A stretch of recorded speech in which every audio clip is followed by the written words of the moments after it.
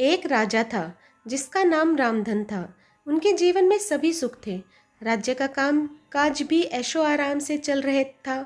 राजा के नैतिक गुणों के कारण प्रजा भी बहुत प्रसन्न थी और जिस राज्य में प्रजा खुश रहती है वहाँ की आर्थिक व्यवस्था भी दुरुस्त होती है। इस प्रकार हर क्षेत्र में राज्य का प्रवाह अच्छा था। इतने सुखों के बाद भी राजा दुखी था क्योंकि उसकी कोई संतान नहीं थी। यह गम राजा को अंदर ही अंदर सताता रहता था। प्रजा को भी इस बात का बहुत दुख था। वर्षों के बाद राजा की एक मुराद पूरी हुई और उसे एक पुत्र की प्राप्ति हुई। पूरे नगर में कई दिनों तक जश्न मना। नागरिकों को राजमहल में दावत दी गई। राजा की इस खुशी में प्रजा भी झूम रही थी। समय बीतता जा रहा था। राजकुमार का नाम नंदन सिंह रखा गया। पूजा पाठ एवं इंतजार के बाद राजा को संतान प्राप्त हुई थी, इसलिए उसे बड़े ही लाड़ प्यार से रखा जाता था। लेकिन अति किसी भी बात की अच्छी नहीं होती। अधिक लाड़ में नंदन सिंह को बहुत बिगाड़ दिया था। बचपन में तो नंदन की सभी बातें दिल को लुभाती थी, पर बड़े होते होते यही बातें बदतमीजी लगने लगती थी। नंदन बहुत ज़्यादा जिद्दी हो गया था। उसके मन में अहंकार आ गया था।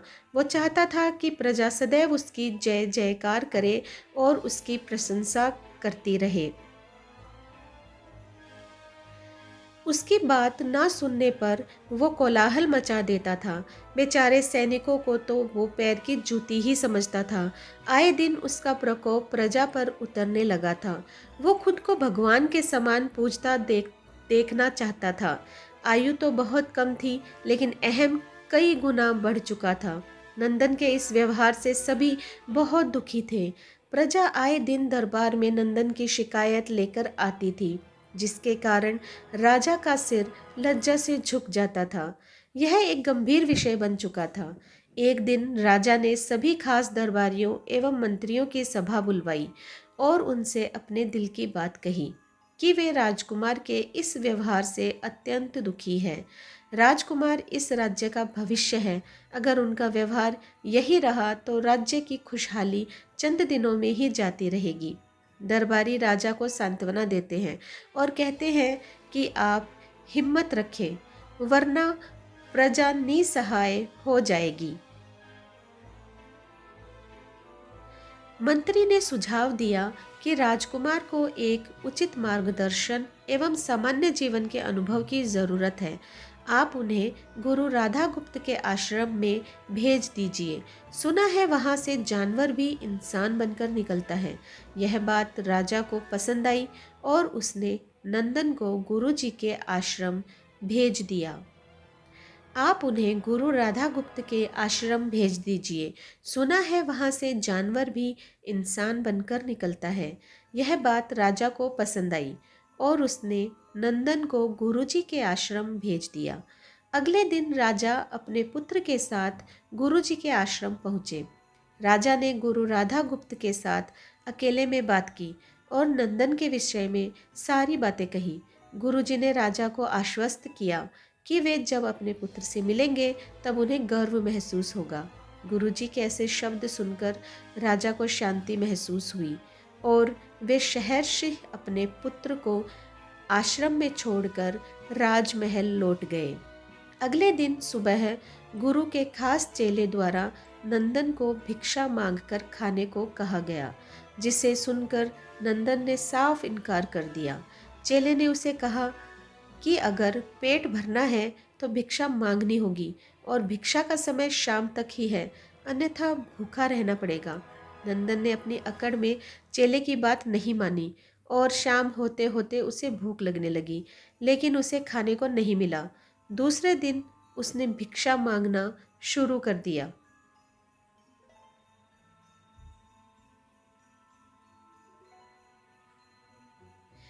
शुरुआत में उसके बोल के कारण उसे कोई भिक्षा नहीं देता था, लेकिन गुरुकुल में सभी के साथ बैठने पर उसे आधा पेट भोजन मिल जाता था।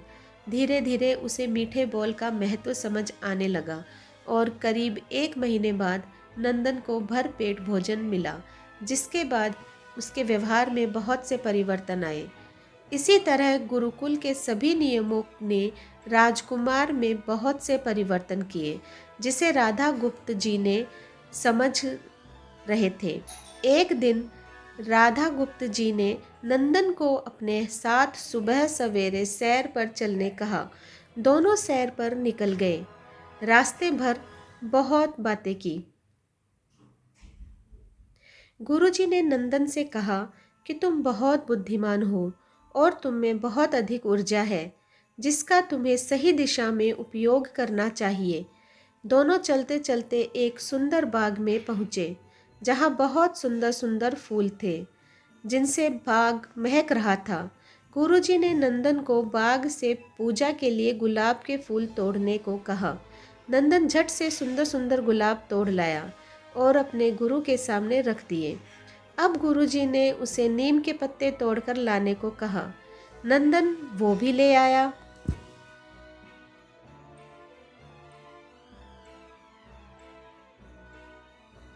अब गुरुजी ने उसे एक गुलाब सूंघने दिया और कहा, बताओ कैसा लगता है।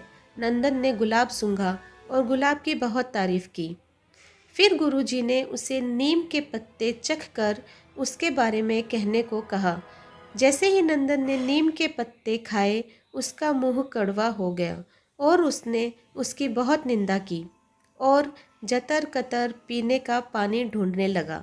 नंदन की यह दशा देख गुरुजी भी मुस्कुरा रहे थे। पानी पीने के बाद नंदन को राहत मिली। फिर उसने गुरुजी से हंसने का कारण पूछा।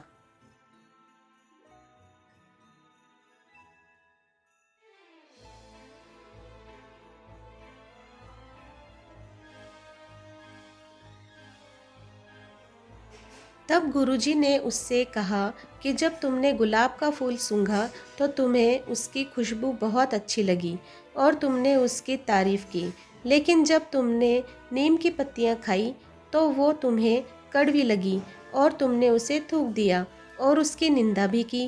गुरुजी से नंदन को समझाया कि जिस प्रकार तुम्हें जो अच्छा लगता है तुम उसकी तारीफ करते हो, उसी प्रकार प्रजा भी जिसमें गुण होते हैं उसकी प्रशंसा करती है।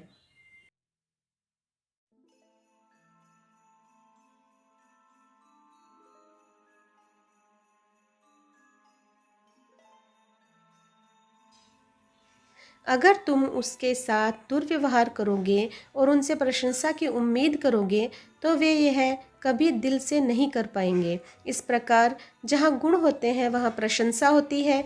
नंदन को सभी बातें विस्तार से समझ आ गई और वो अपने महल लौट जाता है। नंदन में बहुत परिवर्तन आता है और वो बाद में एक सफल राजा बनता है। गुरु की सीख ने नंदन का जीवन ही बदल दिया। वो एक क्रूर राजकुमार से एक न्यायप्रिय दयालु राजा बन गया। इस कहानी से हमें यही शिक्षा मिलती है कि हम में गुण होंगे तो लोग हमें हमेशा पसंद करेंगे, लेकिन अगर हम अवगुणी हैं तो हमें प्रशंसा कभी नहीं मिल सकती।